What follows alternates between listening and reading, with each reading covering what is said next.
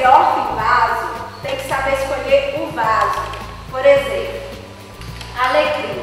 Alecrim pode durar com a gente até 10, 15 anos, desde que seja no vaso ideal.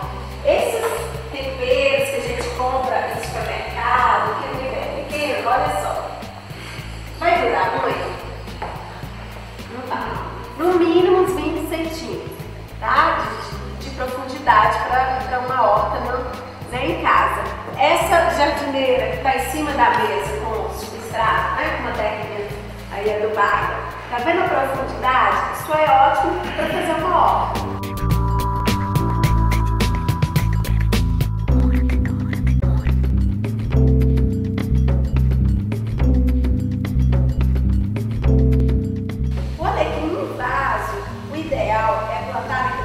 Estilo cone, que cabe mais terra. E por que estilo cone? Porque aqui ajuda, Ju? Ajuda, mas seria um mais profundo. Ele é um cone mesmo, né? Ele é mais profundo, né? Cabe mais terra. Por quê? Porque quem mora em apartamento, ele ocupa menos espaço e tem mais terra.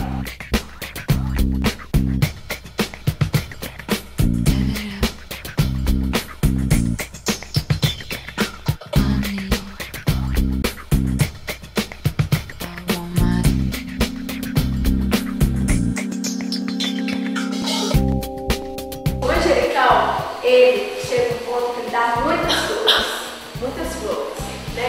E a florzinha é linda. Então as folhinhas começam já a nascer menores, né? Então pode tirar esse excesso, sem dó, viu gente? Pode tirar esse excesso de flores no manjericão.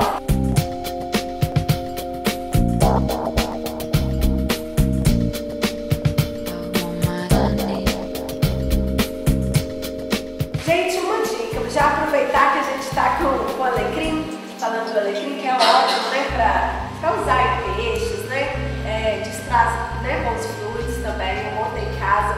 O alecrim, olha só, sei que a terrinha tal, dura, tá vendo? Olha, bem dura, uma terrinha rústica. Porque as hortas, hortaliças, temperos, precisam de uma terra com bastante matéria orgânica. Muita gente mata o alecrim por cuidado demais.